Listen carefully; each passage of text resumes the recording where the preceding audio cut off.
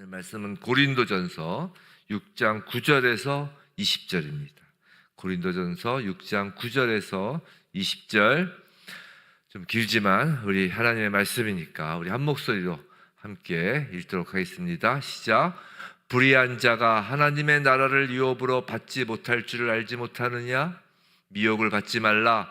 음행하는 자나 우상 숭배하는 자나 간음하는 자나 탐색하는 자나 남색하는 자나 도적이나 탐욕을 부리는 자나 술 취하는 자나 모욕하는 자나 속여 빼앗는 자들은 하나님의 나라를 유업으로 받지 못하리라. 너희 중에 이와 같은 자들이 있더니 주 예수 그리스도의 이름과 우리 하나님의 성령 안에서 씻음과 거룩함과 의롭다 하심을 받았느니라. 모든 것이 내게 가하나 다 유익한 것이 아니요 모든 것이 내게 가하나 내가 무엇에든지 얽매이지 아니하리라. 음식은 배를 위하여 있고 배는 음식을 위하여 있으나 하나님은 이것저것을 다 패하시리라. 몸은 음란을 위하여 있지 않고 오직 주를 위하여 있으며 주는 몸을 위하여 계시느니라. 하나님이 주를 다시 살리셨고 또한 그의 권능으로 우리를 다시 살리시리라. 너희 몸이 그리스도의 지체인 줄 알지 못하느냐? 내가 그리스도의 지체를 가지고 창녀의 지체를 만들겠느냐? 결코 그럴 수 없느니라. 창녀와 합하는 자는 그와 한 몸인 줄을 알지 못하느냐? 일러스되 둘이 한 육체가 된다 하셨나니 주와 합하는 자는 한 영이니라. 음행을 피하라. 사람이 범하는 죄마다 몸 밖에 있거니와 음행하는 자는 자기 몸의 죄를 범하느니라. 너희 몸은 너희가 하나님께로부터 받은 바 너희 가운데 계신 성령의 전인 줄을 알지 못하느냐? 너희는 너희 자신의 것이 아니라 값으로 산 것이 되었으니 그런즉 너희 몸으로 하나님께 영광을 돌리라. 아멘. 오늘 값으로 산 것이라는 제목으로 고린도전서 6장 9절로부터 20절 본문 말씀을 받을 때 우리의 존재가 과연 무엇인지를 오늘 말씀을 통하여 비추어 보므로 우리가 날마다 더욱 정결한 하나님의 자녀로 살아가는 저와 여러분 되길 주님의 이름으로 축원합니다. 자, 오늘 본문은 이제 5장, 6장 쭉 바울이 지금 쭉 고린도 교인들을 책망하고 있었죠. 그 책망하고 있던 그 도덕적 무질서, 특히 5장에서 음행하는 자를 판단하다라고 하면서 음행이 있는 것을 판단하였었죠. 그리고 6장 들어오면서 세상 법정에 송사하는 것을 두고 바울이 책망하였습니다. 바울은 이러한 그 도덕적 무질서한 행태를 오늘 본문 9절 시작하면서 불의라는 한 단어로 정의를 내립니다. 불의. 9절이죠. 불의한 자가 하나님의 나라를 유업으로 받지 못할 줄 알지 못하느냐? 자, 하나님의 나라는 본질적으로 의로운 나라라는 것입니다. 그렇기 때문에 하나님 나라는 불의와 절대로 공존할 수 없는 것이죠. 그런데 9절에서 이렇게 바울 사도가 불의한 자가 하나님의 나라를 유업으로 받지 못할 줄 알지 못하느냐? 자, 하나님 나라를 유업으로 받지 못한다. 불의한 자는 이렇게 이야기하고 나서 곧바로 미혹을 받지 말라라고 합니다. 자, 이 9절 미혹을 받지 말라. 이 9절의 원어는 메프라나스테라는 헬라어인데 이 메프라나스테라는 이 단어가 갈라디아서 6장 7절에서도 동일하게 쓰였는데 그곳에서는 스스로 속이지 말라라고 번역되고 있습니다. 자, 무슨 말이냐면 미혹을 받지 말라는 스스로 속이지 말라라는 말과 같다라는 말이에요. 이 스스로 속이지 말라라는 이 말은 당시 그 헬라 철학자들의 그 논쟁 가운데 아주 자주 사용하던 말이었습니다. 너 스스로를 속이지 마라는 것이죠. 논쟁하면서, 변증법적으로 논증하면서. 성도 여러분, 우린 미혹을 받지 말라. 자, 미혹의 영이란 말을 좀 들어보신 적이 있을 것입니다.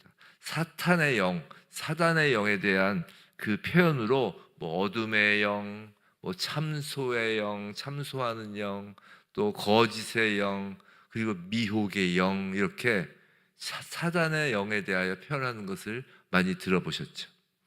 근데 이 미혹이라는 건 우리가 보통 미혹하니까 누가 와서 막 우리 유혹하고 막 그러는 것으로 이제 외부에서 오는 것으로 생각하는데, 미혹이라는 것은 스스로를 속이는 거라는 거예요.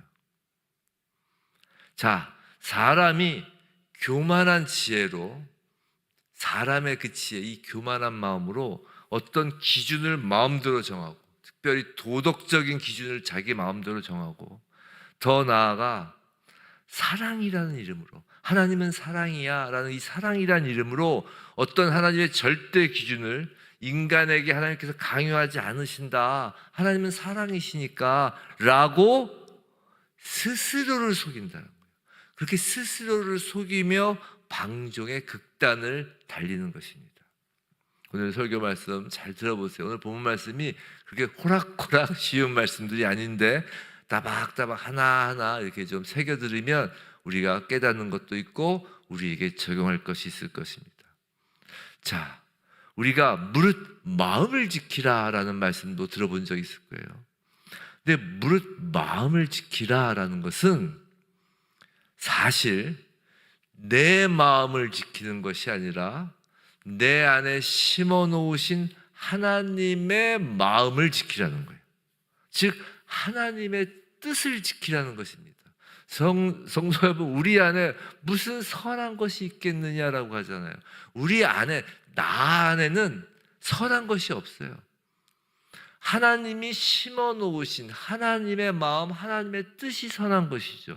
그래서 무릇 마음을 지키라는 것은 나 중심이 아니라 하나님 중심, 즉 미혹은 그 나 중심의 나를 지키는 것이 아니라 내 안에 주인이 되셔서 오신 그 하나님의 자리를 견고히 지키라는 것입니다. 스스로를 속여서, 지금 미혹이 스스로를 속인다고 그랬잖아요. 그러니까 스스로를 속여서 내 안에 심겨 놓으신 그 하나님의 마음, 하나님의 기준, 하나님의 절대 기준을 왜곡하고 그 기준을 잃어버린 결과가 바로 사람들의 불의라는 것이고, 그것을 구체적으로 9절과 10절에서 나열하고 있다는 것이에요. 미혹하지 마라, 미혹을 받지 말라라고 사도 바울이 그 불의에 대하여 설명한 첫 문장을 여는 이유를 아시겠죠? 불의는 스스로를 속이는 거예요.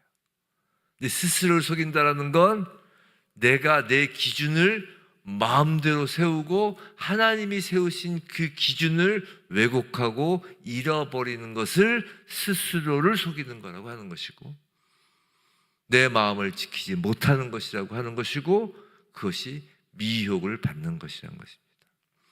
9절 10절에서 그것들을 나열하고 있는데, 그 결과로 나타난 불의를 나열하고 있는데, 9절은 주로 이제 성적 범죄를 이야기하고 있죠.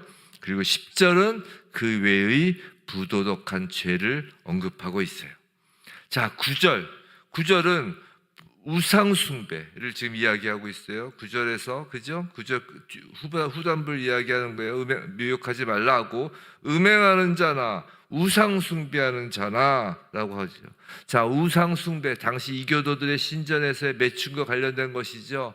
우상숭배는 곧 음행은 곧 우상숭배로 이어진다고 우리 수요예배 때 우리 한효 목사님께서 말씀하셨죠. 맞아요. 음행은 우상숭배와 이어지는 것입니다. 자, 그리고 탐색하는 자나 남색하는 자나라고 하죠. 이건 동성애를 이야기하는 거예요. 탐색하는 자의 원어의 뜻은 여자 같은 이란 뜻이에요. 여자 같은, 즉 여자가 아닌데 여자 같은, 즉 동성애자 중에 남자 동성애자 중에 어떤 여자의 역할을 하는 남자, 또 남색하는 자는 동성애자 중에 그 남자의 역할, 능동적인 위치에 있는 자들 이야기하는 거예요. 매우 이 아침에 입에 담기도 정말 그런 단어들이죠.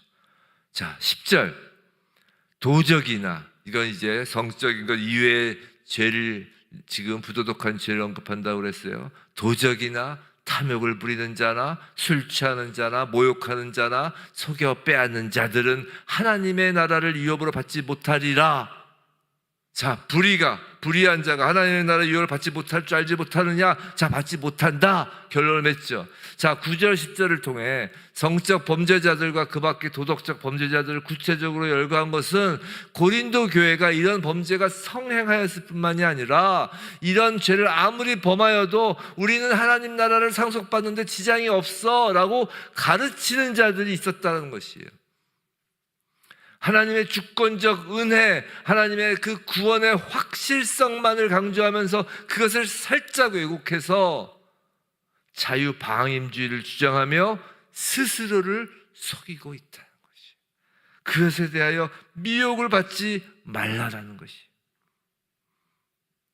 자, 11절 너희 중에 이와 같은 자들이 있더니 주 예수 그리스도의 이름과 우리 하나님의 성령 안에서 씻음과 거룩함과 의롭다 하심을 받았느니라. 자, 11절은 이런 것이죠. 고린도 교인들의 정체성을 다시금 확인해 주는 말씀이에요. 자, 너희 중에 이와 같은 자들이 있더니 라고 이 번역된 원어에는 이 번역되지 않은 부정대명사 티네스라는 것이 문장 중에 포함되어 있어요. 이런 의미입니다.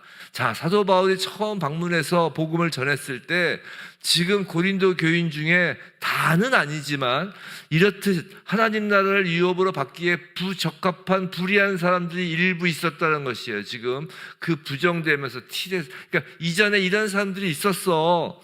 그런데 이제 너희는 예수 그리스도의 이름과 성령 안에서 씻음과 거룩함과 의롭다 하심을 받은 존재가 아니더냐라고 지금 사도 바울은 이 불의한 고린도 교인들을 향하여 선언적으로 그들의 정체성을 확인하고 주고 있는 거예요. 성도 여러분, 우리는 여기서 성령의 견인함이 무엇인지를 보는 거예요. 성령의 견인, 우리는 하나님께서 하나님의 자녀된 자들을 어떻게 다루고 계신지를 지금 보는 것입니다.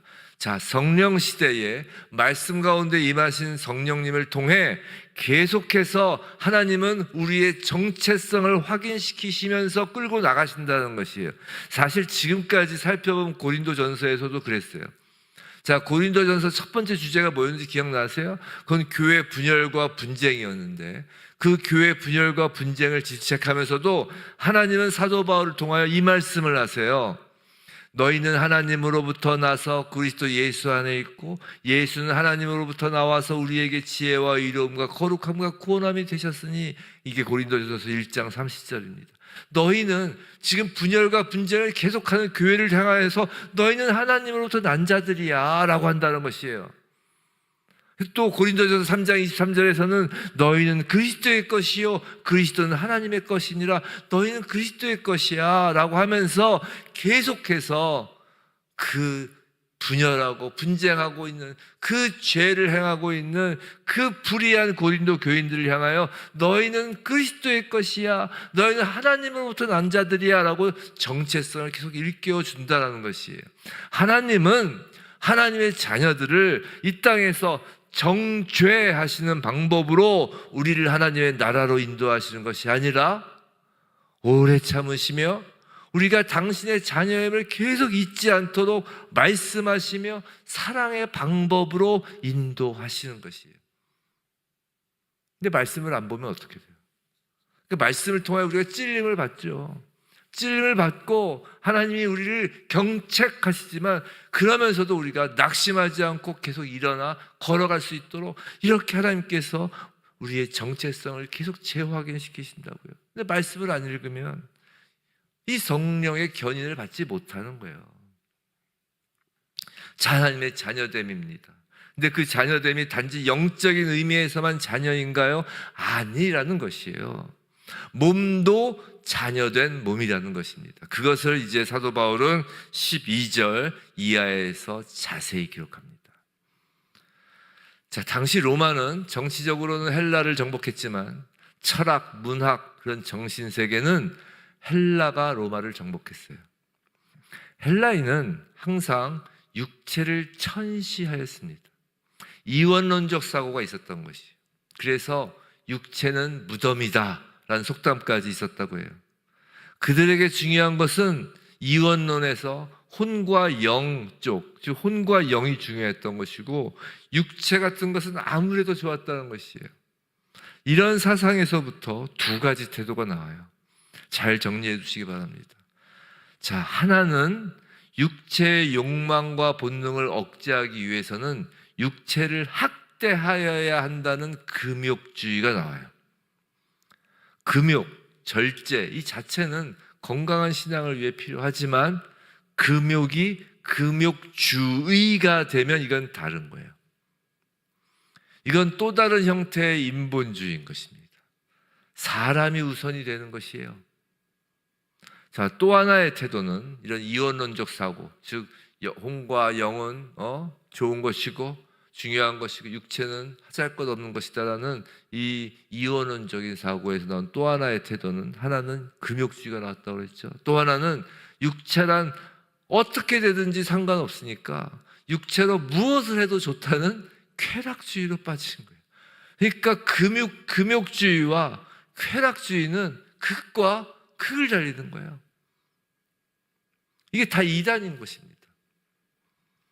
헬라인은 이 쾌락주의를 자유로 여겼어요. 이에 대하여 12절부터 바울이 말하는 것입니다.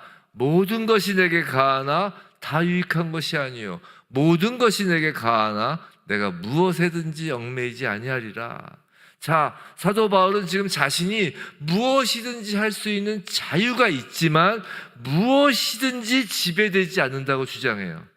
자, 기독교 신앙의 특유의 아주 위대한 사실은 죄를 범하는 자유가 아니라 죄를 범하지 않는 자유를 주셨다는 것입니다. 다시요, 기독교 신앙의 특유한 아주 위대한 사실은 죄를 범하는 자유가 아니라 죄를 범하지 않는 자유를 주셨다는 것이에요. 생각해보면 사실 우리는 풍습이나 관습과 같은 본래의 생활 양식에 지배되기 쉬운 존재예요. 그런데 기독교는 거꾸로 그런 풍습이나 관습과 같은 본래의 생활 양식, 특히 악한 생활 양식을 거꾸로 지배하는 힘을 우리에게 주세요.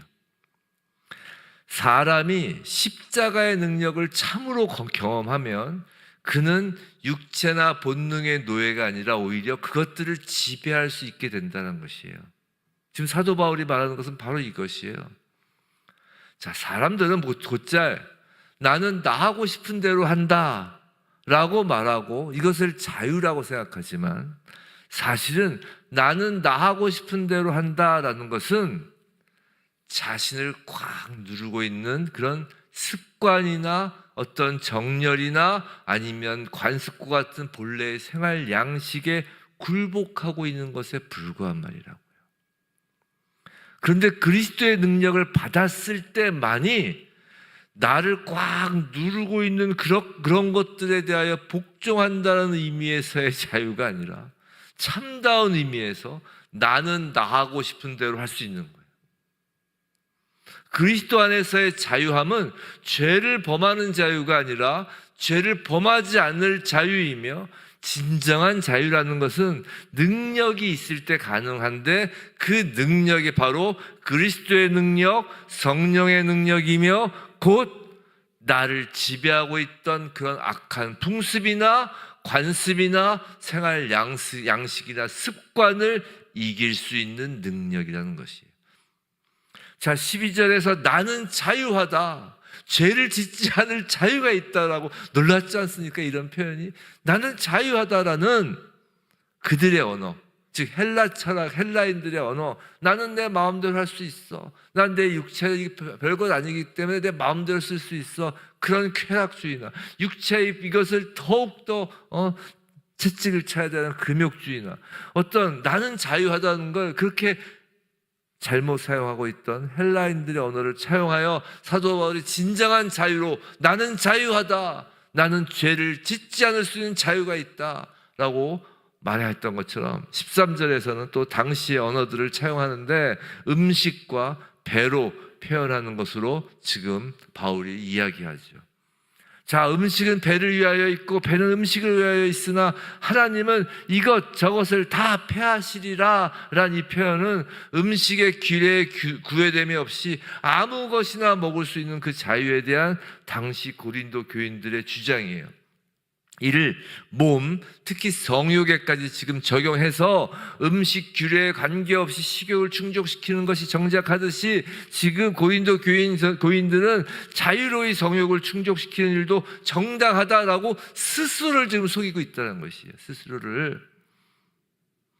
더욱이 몸과 영을 이원하는 사상까지 더하여져서 더욱 그 몸을 음란으로 내어놓으며 정당화하였다는 것이에요. 막 지금 고린도 교회가 막 이원론과 막 그냥 스스로 속이는 것과 막 그 구원에 대한 확신에 대한 그 왜곡과 막 그것이 뒤엉켜서 정말 엉망진창이 되어 있는 것입니다. 그런데 바울은 13절에서 반복하듯이 오히려 그 몸을 강조하는 것이에요. 헬라 철학에서 하잘것없고 쓸데없고 더럽다고 했던 그 몸을 오히려 강조하는 것입니다. 그리고 그 근거를 어디다 두냐면 오늘 우리가 시작할 때 불렀던 찬양이 뭐였어요? 예수 부활을 찬양했잖아요. 그 근거를 바로 14절 그리스도의 부활에서 찾는 것입니다. 우리가 사도신경을 할 때 몸의 부활을 믿는다고 할 때 늘 이 점을 기억하셔야 되는 거예요. 우리 몸의 부활을 사도신경으로 외우면서 늘 아이고 우리가 죽어도 몸도 부활하네, 아이고 이 몸으로 부활하네 이렇게 생각을 하지만 몸의 부활을 사도신경을 외우시면서 이 몸을 얼마나 거룩하게 다루어야 하는지를 고백하라는 것이에요. 지금 사도 바울은 몸의 중요성을 그리스도의 부활에서 찾는다는 것이에요. 성도 여러분, 예수 그리스도의 부활은 몸의 부활이라는 것입니다. 지금 바울은 육은 아무것도 아니어서 방탕하여도 된다는 그 이원론적 사고에 반박하는 것이라고요. 예수 그리스도는 육신으로 이 땅에 오셨고 육신이 부활하신 거예요. 그리고 예수의 부활은 곧 우리의 부활을 예고하는 것이고 우리들 성도의 부활 역시 몸의 부활이라고요. 그래서 15절 그리스도의 부활에 우리가 접붙여지는 것입니다. 그렇게 15절, 16절은 우리는 그리스도와 한 몸이라는 것을 지금 이야기하는 거예요. 신랑 대신 예수 그리스도의 신부인 자들이라고요. 신랑과 신부가 한 몸인 것처럼 우리는 예수 그리스도의 몸에 접붙여져 있는 것이라고요. 예수 그리스도께서 포도나무와 포도나무 가지의 비유는 단순히 비유 정도가 아니라 정확히 말씀하신 거예요. 포도나무와 가지가 하나로 이어져 있다는 것이죠. 그런데 그렇게 예수 그리스도와 하나가 되어야 할 몸이 창녀와 합하여지면 창녀와 한 몸이 되는 거라는 것이에요. 창세기 2장 24절 이러므로 남자가 부모를 떠나 그의 아내와 합하여 둘이 한 몸을 이룰지로다. 이 말씀을 인용한 것이죠. 그리스도의 지체인 성도가 어찌 예수와가 아니라 어찌 창녀와 한 몸을 이루느냐는 것입니다. 17절 주와 합하는 자는 한 영이니라. 우리는 예수 그리스도 하나에 합하여 한 영을 이루었죠. 연합되었다는 것은 예수와 한 영이 되었다는 것입니다. 그런데 그뿐만이 아니라 예수 그리스도와 몸도 하나를 이루었다는 것이에요. 성령으로 말이죠. 18절 바울은 그래서 성도들에게 영과 육을 아울러 구하라고 호소하고 있는 것이. 특히 음행의 죄에 대하여 강하게 경고합니다. 다른 죄는 몸 밖에 있으나 지금 그렇게 생각이 들어요. 사도 바울이 9절과 10절에서 불의에 대하여 이야기를 하면서 9절에서는 음행에 대하여 10절에서는 그 이외의 다른 죄와 이렇게 분류를 한 이유가 특별히 음행에 대하여 이후에 강조를 하려고 그랬던 것 같아요. 다른 죄는 그 10절에 그 도적이나 탐욕이나 술 취하는 죄나 다른 죄는 몸 밖에 있거니와 음행의 죄는 그리스도와 한 몸이 되어야 할 자기 몸에 대한 죄라는 거예요. 즉 음행은 내 몸을 욕보이는 것이 아니라 부활하신 예수 그리스도의 몸을 욕보이는 행위라는 것이에요. 어찌 하나님 나라를 유혹으로 받을 수가 있겠습니까? 예수 그리스도 자체가 하나님 나라이신데, 그 몸이 하나님의 나라인데 그 몸을 욕보이고 어떻게 하나님 나라에 들어갈 걸 꿈에라도 생각하냐는 거예요. 19절, 자, 예수님은 예루살렘 성전을 보시고 이 성전을 허물라 3일 만에 다시 세우겠다고 하셨죠. 그 성전이 바로 부활하신 예수 그리스도의 몸이잖아요. 근데 생각해 보세요. 예수께서 약속하신 성령을 우리 안에 내주게 하시고 예수의 부활에 우리가 참여한 성도라면 너무도 당연히 우리 몸도 성령 하나님이 임재하신 성전이라는 거예요. 예수의 몸이라니까요.